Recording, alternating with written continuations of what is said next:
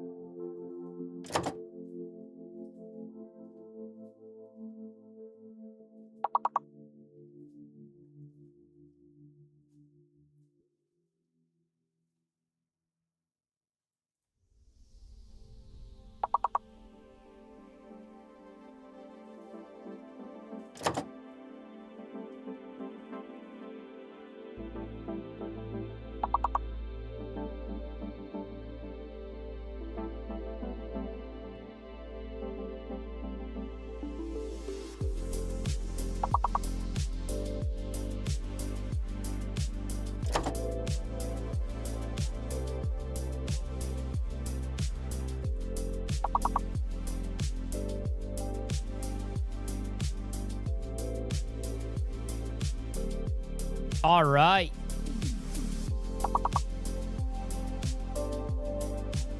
All right. Hello, everybody. Welcome back to the Ned Ghost Rider broadcast. I'm Ned Ghost Rider. Most people call me Ghost. Welcome in. It is Tuesday? Wednesday? It's Wednesday. It is Wednesday, April 22nd, 2026. And I'm live and alive. Hi, Tallies. How are you? Hi, Tally. Keko with the first, Cat on the second, Manu on the third. Hello, Cat. Otto obviously hates us. That's why Otto's not here.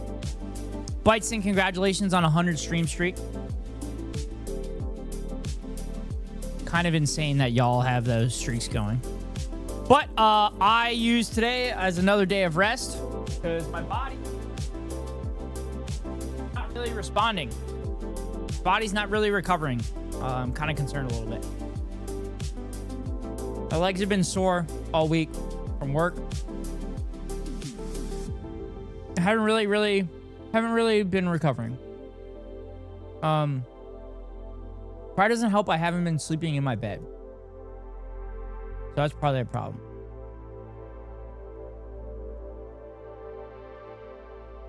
Good bad day at work. Good because I made 40 in tips. Nice. End stream, go to bed.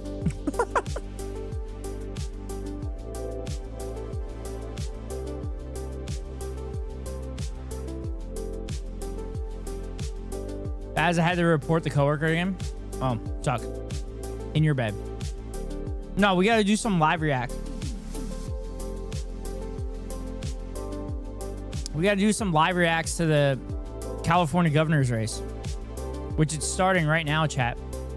So I also finished the rough cut of the video, and I sent it to SCal, and SCal was thoroughly enjoying it. So, without further ado, let's swap it on over to the thing. Now let's listen to what they have to say. Onto the stage after that report. There's a lot to get to. Here's the debate moderators, Frank Buckley of KTLA and Nikki Lorenzo of Inside California Politics. Thank you, Leland, and good evening. Welcome. We are live from San Francisco. This is debate night in California. All right. We would like to welcome you at home and welcome see what's going on with to this. the stage. Right now, we begin with the rules. Each candidate will get Tom 60 Steyer's like the seconds most to answer a progressive. question. If there's a Tom follow-up Steyer's like or the most rebuttal progressive necessary, the candidate will get viable 30 candidate seconds in the and race. 15 seconds for clarification. The Republican candidates. be This is a reminding jungle candidates of primary, this meaning time everybody's throughout on the the night. ballot. The sound of a bell will ring when their time is up. Meaning that Candidates will answer everybody's on the ballot, so the top two people are going to go to a general election unless and their somebody gets to position on 50%. stage was determined by Predicting this is going to suck ass and piss me off is why I'm excited. Oh, me too. In California, and that includes the high cost of gas. Tom Steyer is a billionaire that is advocating for working class policies. So we have a class trader there. That So money it'll be goes to interesting. pay for road repairs and public transportation. Mr. Steyer, the first question of the night goes to you. Should we cut the gas tax? You have 60 seconds. Let me say that the reason that gasoline is so expensive, that our president, Donald Trump, has Can you throw on started an subs if insane possible? No, war they're not in possible. Iran and driven up the cost of gasoline for everybody. It says in unavailable. California. That has put $70 billion Also, this is live. into the pockets of the oil companies who actually put him in the presidency. Californians are suffering across the board. The Unless I biggest find a problem in different stream of California it. is that the Californians can't afford to live here anymore. The answer on this is not to give up the gas tax, but actually to have a windfall profit tax on the oil companies who have been ripping us off for decades. That's on the books. We can activate it right away. We can get the money, and we should send it directly back to California citizens. The problem we have here is a president who's Also, out of control, Eric who's Swalwell driving was up forced, costs well, across dropped the out of board, this race and we and actually resigned need to from his take on the position special in interest Congress oil because companies of who are taking sexual advantage assault, of Californians and making $70 billion credible more sexual because of assault this. allegations. Mr. Steyer, thank you. Ms. Porter, what is your position on the gas tax? You have 60 seconds. Affordability is not a buzzword for me. Old It's white been man my next. life's Well, work. he's the Sitting most across progressive from one, families who've Cat. been pushed So into what do you want me to bankruptcy tell you? By bills they couldn't pay, helping families. I'm an old white man too. You sit sit here and listen to me. By subprime lenders. It is too expensive to live in California, and I get that. I'm a single mom of 3. I push a shopping cart and I fill up my minivan, which has nearly 180,000 miles on it. I absolutely feel these pressures, and I think we need to do something about it. But I also want to be clear. You're not old. Yes, I am. 82% of Californians don't breathe clean air today. And when we look at what that's costing our healthcare system, what that's costing That's kind people, of we insane have to considering the continue air is to so make much cleaner than what it investments used to in be. having the cleanest fuel that we possibly can. So I absolutely think we ought to be thinking about how to move away from fossil fuels, and that means moving away from a gas tax and replacing that with the general fund taxes. Ms. Porter, thank you. Mr. Mahan, you support temporarily Also, the gas suspending taxes the were gas literally tax. voted Some, on by the including population. candidates on the stage tonight have called that proposal unserious. What's your response? You have 60 seconds. Well, Nikki, Frank, it's great to be here with you this evening. I'm the only candidate on this stage who has called for suspending the gas tax and reforming it so it no longer. Instead of cleaning the air, we should sell filters to people. Oh my God, we can make so much money. On working families like the one I grew up in. Look, I'm in this race because we deserve better answers. We deserve better answers than we've been getting from the other I don't know who this guy candidates is. on this stage. I don't know who this guy is. We don't need a billionaire who made his money in private prisons and oil and gas that he's now supposedly against, or Trump's hand-picked candidate or a DC insider who the Sacramento establishment is now rallying around. Let me tell you who I am. I grew up in Watsonville, working-class family. My mom was a teacher. My dad was a union mailman. I know what it means when gas prices go up $1 or $2 unnecessarily. I'll reform the gas tax so it's no longer the poorest, hardest working people in our state who are paying an unfair share to maintain our infrastructure. Mr. Mahan, thank you. Frank. Mr. Becerra, you have said you don't support suspending the gas tax. Why? You have 60 seconds. Frank, we need to make sure our roads, our highways, the potholes, we take care of business, because every day people get in their cars, they take transit, they need to get to work, they need to come home. The last thing we need to see I is didn't miss a Cat, infrastructure 7 for stream roads streak. and Nice. transportation that doesn't work. I remember when my parents would tell me the stories of when they came with $12 in their pocket. They had to make a life here. They needed to make sure. I believe this is Javier Becerra. Let's make sure Who's the Donald other Trump is not person starting that reckless wars. people are pushing for The prices of gasoline to by not have $2 a Tom gallon, we Steyer. could reduce the price if that war in Iraq that Donald Trump started would go away. My parents looked at things like this and Tom said, Steyer "Hey, is the how most do you progressive make a living candidate here in this California?" race. That's why they were. He able literally at the said end of that the Bernie day, was correct, send that my Medicare for preachers all was the White correct House. policy. Make it so that they could retire here in California. We need to bring down those prices, but we have to do it the right way. I'll make sure as governor I tackle these crises, because I've been through these crises before and had to handle them. We need someone with experience, someone who doesn't need on-the-job training the moment they get into the governor's office. Mr. Becerra, thank you. Mr. Bianco, you I want have people who said make you more want money than the me total to be taxed more. I want the elimination people of who the make gas less tax. money How to work would we harder. fund roads and bridges? You have 60 seconds. So funding roads and bridges is a fundamental responsibility of government. We need to get rid of the rest of all the waste, fraud, and the abuse of the rest of government, which all of this is a fucking the chud. Democrat policies over the last 20 Yep, years, 30 there it years is. have created. There it is. We only have the highest gas price in the country because of Democrat policies that are absolutely destroying the oil industry, the automobile industry, and forcing those prices up, forcing our refineries out of the state, forcing our oil companies from drilling. Brother, what are you talking about? You have fucking oil rigs off the coast of California. Into gasoline and send it to across state lines, and it miraculously becomes $2 cheaper. You know that your state is the problem. Chad It is Bianco. Democrat policies for the Chad last Bianco, former 30 fucking sheriff. years that are driving the Former cost of fucking not only sheriff. gasoline, but the Riverside cost of County living in Sheriff, California. Coroner, Public Administrator in California. He has assumed office in January 1st, 2019. His current term ends in January 8th, 2029. For decades that is destroying this. Fucking Mr. 84% Bianco, of cops are Trump supporters. One more time. How would we fund Sheriff roads and Pena. bridges if you eliminate A mustache. the gas tax? You have Love it. 15 seconds. 18th century eliminate all Prussian the general. waste, the fraud and the abuse that's going on where our money is. Waste, being spent fraud, and now. abuse, The brother. Number one responsibility. Waste, of fraud, and government is abuse. Public safety. Number two is infrastructure. And if you look at where California spends its money, infrastructure is way down the line. Oh, that Don't first say that person the I couldn't- gas the tax person on the funding end our is roads Matt because we Mahan. have the worst roads in the entire country. Mr. Bianco, thank you. Mr. Hilton, The mayor you of San support Jose. permanently cutting the gas tax in half and eliminating carbon climate policies. I want a With highway the to China. supermajority of Democrats in the legislature, how would you, Sharif, as but a he hates brown people. Republican governor, make any of these changes into law? You have 60 seconds. We have to make these changes because Californians are being crushed by the gas. What's this prices, guy's by the fucking gas accent? tax. We have the I want highest to tunnel gas Australia tax and in make the it happen. country for the worst roads in the country.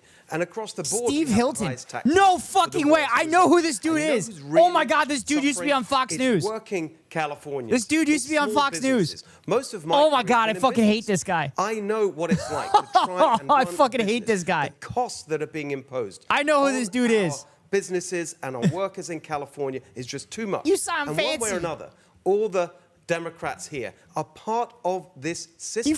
He grew his beard so you working. wouldn't recognize We him need for when he was on common Fox sense News. Solutions. We need Stephen practical Hilton, solutions. English and Why American are conservative we political commentator, former importing political oil advisor, and contributor to Fox News Channel. 7,500 He miles served as away director of in strategy of Iraq, British Prime Minister rather Dave than Cameron. using the Oh my oil we God. have here Oh in my God. California? That's Fucking the kind of nightmare. common sense change that as governor, I will be there. Who's to nodding when the Chud was persuade criticizing the legislature Democratic to do, because policies? They, in the end, want to help Californians too. And just to clarify the question again, how would you, as a Republican governor, make any of these changes into All right, so law Katie with a Porter, Tom supermajority Steyer, of Steve Democrats? Hilton, 15 seconds. Chad The first Bianco, point is that to open up Javier California oil production doesn't Becerra, need the and legislature Matt because it's Mahan. through executive action. David The Cameron way is a that they've socialist been on our closing scale, it though. down is through an agency of the executive branch called CalGEM. I mean, he's pretty California Hillary Department of Clinton. Geologic and Energy Management. I would He was place Brexit. the people in there and give them a clear instruction to issue permits to our oil industry to produce oil Hilton, here in that California was 15 so we can seconds. cut I'll save money gas for California by prices cutting for taxes to the California ultra families wealthy. and That's businesses. right. Thank you very much, Nikki. This next question is a follow-up question. It is for all of you. Should electric vehicle drivers pay a mileage-based Abdul El road Saeed tax had to a fund good response, by the way, the infrastructure? Mr. Steyer, we'll other start with day you. You have to a 30 Republican that was saying like, "Hey, what are your thoughts on like the debt?" I think it is critical. And he's like, that Republicans California cut get off taxes fossil fuels, and then also and then blow up spending. So that's not how you get rid of the debt. and I would triple the credit so that people can afford to buy electric vehicles and no longer be subject to the fossil fuel costs and the fossil fuel control. Should they be paying the equivalent of a gas tax? Tax the rich more, tax the The poor truth more, is, electric tax the vehicles auto less. cheaper. That is our future, and we need to move to it as fast as Auto possible. must have Mr. just Steyer, paid thank you. his Ms. tax bill. Porter, same question to you. You have 30 seconds. Why is Katie I Porter in think the all dark? taxes should That's be so weird. progressive. The very wealthy, the billionaires should pay more. The problem with a gas tax, I got a $3 refund? or Nice. mild travel tax, I had is to that pay it does the $2,900, opposite. It punishes almost the $3,000. lowest- The lowest income Californians. 'Cause I didn't pay enough. Those who Women have the don't need longest lighting. commutes to work and can least afford fancy vehicles. So I think it's important that we fund this, as I've said, out of the general I had to fund. pay 'cause I We didn't do pay need enough to for my move estimated toward tax payments. electric vehicles over But I'll change time. that this year. But the reason they're not getting purchased isn't range anxiety, it's pocketbook issues. Ms. Porter, thank you. Mr. Mahan, same question to you. You have 30 seconds. I would reform the I loved way we're Katie funding Porter for a very long infrastructure by time, issuing but a flat fee she is not. on She's all had some bad vehicles, moments in whether this they're EVs or campaign. gas-powered. Right now, Also, she's become gas-powered more of a families are Elizabeth Warren disproportionately progressive rather than a Bernie lower-income progressive. families. People living in rural communities are paying 3 times more to maintain our roads. The way to achieve our climate goals is to invest in innovation, infrastructure, smart targeted subsidies, not to punish working people who can't afford an EV. Mr. Mahan, thank you. Mr. Becerra, same question to you, and I'll repeat it. Should electric vehicle drivers pay a mileage-based road tax to fund infrastructure? Katie Porter, You have 30 pro-Israel. seconds. Well, let's think about our commuters I and don't what they would think want so. to see. I know that they want to see roads, bridges, highways that work for them, that let them get to work, that let them pick up their kids. They don't want to have potholes that ruin their vehicle tires and wheels. They want to have roads, bridges, highways. How about that we work. invest in electric So I would chains? say, Yeah. let's take a look at all of the above. Whatever works. Why can't we get I'm a not gonna California let our governor that wants to transportation annex Nevada or something? Give me some crumble. We have excitement. to make sure it's Dude, working wait till for the all of us. chuds are going to go Let's off. consider The anything chuds that are going to works say that the something public can crazy. get behind. That's how It'll it works. happen. Specifically, though, just to clarify here, would you support a tax for electric vehicles? 15 seconds. If we see that that's one option that people support, I would make sure that we are funding our infrastructure. Oh. We can't let that go because what we have Katie is when we Porter- let our roads and our bridges crumble. People suffer, commuters Katie suffer. and Porter we have higher voted prices. So we positively will fund our on transportation. Mr. Becerra, Israeli Mr. military Becerra, interests. Thank you. Mr. Bianco, same question to you. You have 30 seconds. Let me make this very, very clear. California doesn't have a money problem. We have a money spending problem by decades of Democrat failure. Katie Porter supported legislation providing millions in military aid to Israel, including the Israel Security Supplemental Appropriation Act, funds the arm IOF as it carries out ethnic cleansing, collective punishment, and what. No. So I guess she voted for some of those mileage. bills. No, I will not support a gas tax. It is a government's responsibility. Legion of to have dads whose wives are priorities, friends. And infrastructure is an absolute priority. We are getting rid of all the waste. One and more we are doing lane! what One government more is lane! supposed to Mr. do. Bianco, thank you. Mr. One more Hilton, same lane! question to you. You have 30 seconds. No, we cannot keep going in this direction with Otto, you Democrats also constantly we need to watch the Canadian going Prime for their Minister insatiable ministerial appetite for debates more and more. because you would love the Their Quebecois bottomless party. money pit. They're And like now the mileage tax, they're will like track very every progressive, way but also you like drive. really No, racist, and I also would want veto to that. We need to secede cut from spending and cut Canada. So it's taxes hilarious. so that we can give relief to families and businesses. My plan is We have a for spending $3 problem if we gas, and your if we first spend on the 100 poorest, how grand can we spend it on me? tax-free. That's what we need to do to make our state Cal affordable. Mr. Hilton, thank you. Cal Frank. affordable. Our next question tonight is about an issue we all see every day in California: homelessness. There are Oh, here we go. 187,000 here we go, people chat. experiencing The Republicans homelessness are going to be in the like, state oh, right just now. get In a rid recent of them. Inside California Just get rid of them. Politics poll, Send them to 86% send them of those to surveyed Oregon. believe the homeless Send them to problem Oregon or has Washington. stayed the same, You know what? Just or is getting eradicate them. worse. Put them in a little I wanna group ask a question together, about Governor and we can put them in a Newsom's camp. performance on homelessness. What letter grade would you give him on handling the issue? F. And what, if Suck. anything, would you do differently? Ms. Porter, we're going to begin with you. You recently gave the governor a solid A- when it comes to his overall. That's what the Chicagoland party performance. should be, minus What the grade racism? would you give him on homelessness, and what, if anything, would you do differently? You have Yeah. 60 seconds. I'm a notoriously tough grader, but I would probably give him a B on homelessness. I don't think this has been an easy problem to Oh solve. my God. But I do give That's him so a lot bad. of credit for calling attention to Like the homeless up in campaign affordable homes, years yeah. ago, he was talking about housing. I've never been more Nobody tempted to else use the R was. word than I am right Our now. homelessness problem is a direct correlate of our housing problems. We're not going to solve homelessness without bringing down The middle- housing. the middle That's two why people are the housing has been my Republicans. Number one issue since the day I launched this race over a year ago. What I would do differently than Governor Newsom is fund homelessness prevention. It is so much more cost Okay, those are good effective, words. So much more humane to prevent. What's Gavin going to families do when he from loses the becoming primary? homeless in the first There's no place. primary. This And is making it. sure that if they do lose their home, that they're able Gavin's to land done. in an interim housing or shelter situation. It's a jungle We can't primary, solve Otto. this problem because the problem keeps getting worse. For every person we put into permanent supportive housing, somebody else loses their home and takes their place. That's why Californians don't feel like we're making progress despite spending significant money. Ms. Porter, Okay, thank she you said very the much. right Mr. things, but to Mahan, give you've Gavin given Newsom a Governor B on Newsom homelessness grades is crazy. Ranging from A California's to D, term limits, depending yes. on the issue. What grade would you give him on homelessness, and what, if anything, would you do differently? You have 60 seconds. Well, Frank, look, the assessment does depend on the issue, and I'm going to leave the letter grades to you and all the pundits Also, out this is the there. primary. Let me Like, tell you what Republicans we've and done in San Jose, Democrats because run we've together. created a model for the rest of the state. We've increased trust in local government by 40%, primarily because we have moved thousands of people indoors. I had to take on the establishment within my own party to change the way we were spending our money. We were spending $1 million a door and taking years to build alternatives to the streets.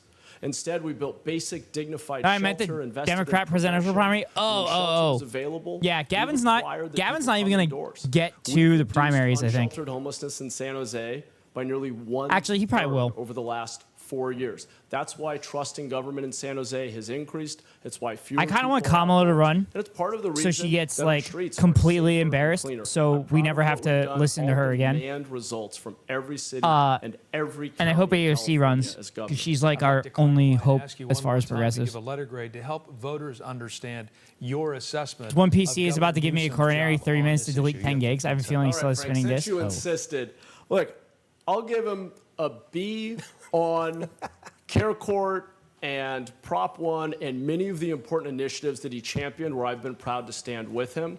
I'm going to give us all, though, a D on implementation. Finally. San Jose has led the way.